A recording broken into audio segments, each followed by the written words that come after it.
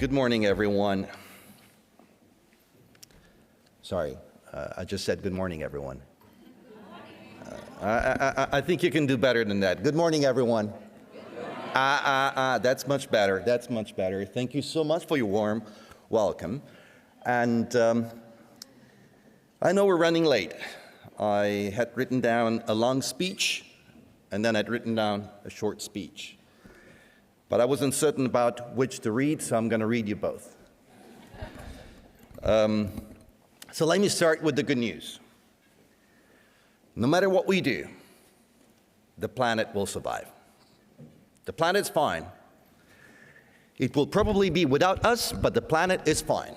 And just like the volcanoes here will be here no matter what we do. Why do I say this? Because often we hear that we need to change to save the environment. Guess what? The environment will be fine. It will be without us, but the environment will be fine. For those of you who don't know that, cockroaches have been around for much longer than humans, and they will survive. So cockroaches are celebrating human inactivity. It doesn't affect them. We think we are the pinnacle of the species. We are not. We're a very vulnerable one. We tend to get sick very easily. We don't survive shocks. We're very difficult to adapt. I come from Italy to Iceland. I start freezing in June already. And I feel like, oh my gosh, I can't live here. I need to go back. And I'm assuming you guys come to Italy in summer and you're probably going to have issues with that. We do not adapt easily. We're not a good species. We're not very advanced. Other species are way more advanced and adaptable than we are. They will survive. So we need to change for ourselves. We need to change because this system is not working for ourselves. The main cause of death among the youth is suicide.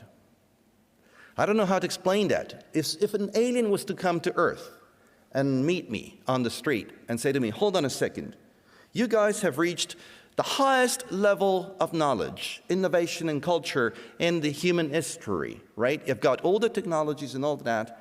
Why do children kill themselves? What's wrong about you? What's wrong about the fact that your mental illness is on the rise? I was telling you yesterday, one of the main culprits of sicknesses and deaths around the world is not a virus. It's called loneliness. It pains me to think that I live and work in one of the richest countries in the world, the United Kingdom. And on a regular basis, people die in the UK and only get discovered years later. I was telling my children, like if you want to get a mummy, you can either go to an old Egyptian museum or come to London. You're going to find mummies there too. People die in their apartments, get mummified. I don't know if you've seen the recent news, and get discovered 2 to 3 years later. Neighbors don't care about each other. Communities are broken down. Families are broken down.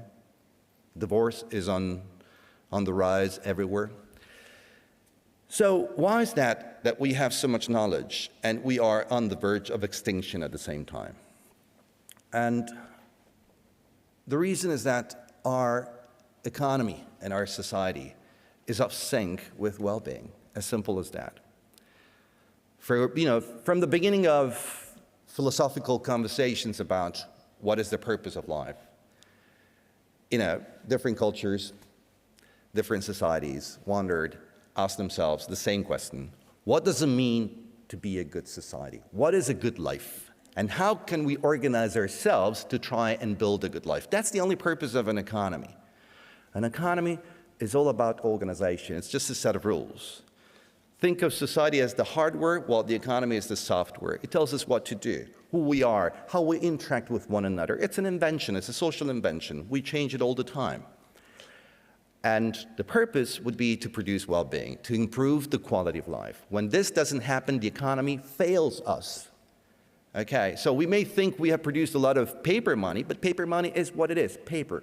It has got no intrinsic value whatsoever. We've seen it.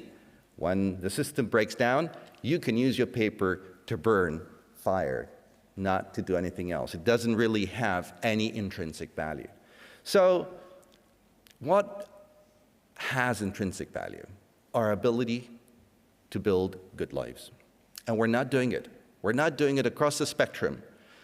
So that's why a few years back, we started reflecting with a few colleagues on this concept of a good life. And we thought that the term well-being was a very powerful one, was one that would resonate with people in Africa, in South America, in East Asia, on small island states, as well as in Europe and North America. The concept of living well is a very ingrained element of our cultures, cuts across all societies, all religions. Everyone understands that. Growth doesn't. If you go to someone, probably even in my hometown, Rome, and you ask them, like, what do they mean by growth? No one would be able to tell you. The concept of growth is a total mystification. We don't know. What do you mean by growth? What do you want to grow? Simon Kuznets, the inventor of GDP, by the way, and a Nobel Prize winner, he said in 1962, well, politicians should be able to distinguish between what they want to grow and what they don't want to grow. My gosh, I wish politicians were saying that openly. I don't want to grow this sector. I don't think that company should grow. I'd like this to grow. That would be a huge difference. Even Kuznets, back then in the 60s, knew that you cannot simply think that everything should grow. Certain things shouldn't grow. For instance, the military industry shouldn't grow, right? He was a very, very passionate advocate against the militarization of the economy. He believed that actually expenditure for weapons and military expenditure in general shouldn't even be computed as part of GDP, because he said, it doesn't make sense in normal conditions. You don't want to spend for ammunition. You want to spend for the military. Yet, guess what? Most of our GDP is actually military expenditure. On many different levels, the same can be said about healthcare. And here I come to my talk today. In an ideal world, we don't want people to get sick in the first place, right? So our healthcare budget, I'm sorry, the minister is gone. Well, maybe that's a good thing. He doesn't want to hear that. But in an ideal society, healthcare should be small. People shouldn't get sick in the first place. We should consider healthcare as a last resort, right? The ambition of the government should be about not getting people sick. It should be about preventing everything. It should be about making you live a healthy and long life, and meaningful if possible. On the contrary, we measure the success of healthcare by how much money we put into it. That's so wrong. Americans spend 20% of their budget on healthcare, and Americans are sick all the time. They're obese, they take pills when they're not necessary, and they tend to die earlier than many people in the so-called developing world. If that's the pinnacle of civilization, get me an alternative. I don't want it. So, when they invented this concept of economic growth, back in the 30s, and they started measuring it by basically adding all sorts of transactions, without considering the quality of those transactions, okay? They didn't really have much evidence of anything else. I can't fault these guys in the 1930s for thinking that measuring stuff was the best way to measure the success of an economy. I can't fault them. They didn't have other data. But we're now in 2024, and we do have better data. Why are we still using the same instruments? You want to use GDP? Fine, but then return all your smartphones. I want you to go back to the same technology they had in the 1930s. Get me, everything else has changed except how we measure the success of our societies. I can't believe it. I can't believe it. Your smartphone gives you better data about yourselves and your community than the Minister of Finance has to run the economy. That's unbelievable. I'm sorry, is the Minister of Finance already here? Okay, don't tell him. So I've been in cabinet for 2 years and in politics for 5. And I can tell you, those guys up there have no clue. They get together around the table and they ask each other, so how's the economy doing? Don't ask me, I have no idea. But I read the papers, it doesn't seem to be doing fine. What are we going to do about it? That's how they run economies. That's how they take decisions. So there's a mismatch between the evidence we have and the tools we use. We can now build an economy that produces well-being, but we're still stuck with methodologies, approaches that are from the previous century. So what does evidence tell us about well-being? I agree, you can think about well-being in many different ways, but evidence around the world has been collated about what really determines well-being. And it's about 3 most important connections. It's about connections in general. Our well-being is determined by how we feel about ourselves, connecting with self. It's about how we connect with others, and it's about how we connect with the environment. It's as simple as that. It's been demonstrated by so many studies in biomedical research, in psychological research, in sociological research, you name it. First of all, we cannot thrive if we're disconnected between, like there's a disconnect between us and our inner spirit. There is something fundamentally upsetting about the way in which the economy has been structured to take us away from spending time with ourselves, to be able to reconnect with ourselves. Mental illness is caused by that.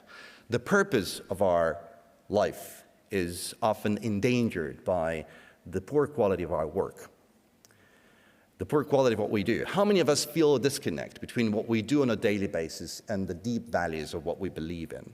Many, I'm telling you. Probably you wouldn't say this openly, but I know all of you feel the same. There is a profound disconnect. We wonder, what are we doing on a daily basis? Are we serious? Is this what I want to be remembered for? I get one chance to live on this planet, and is that it? Second, the quality of our connections with others.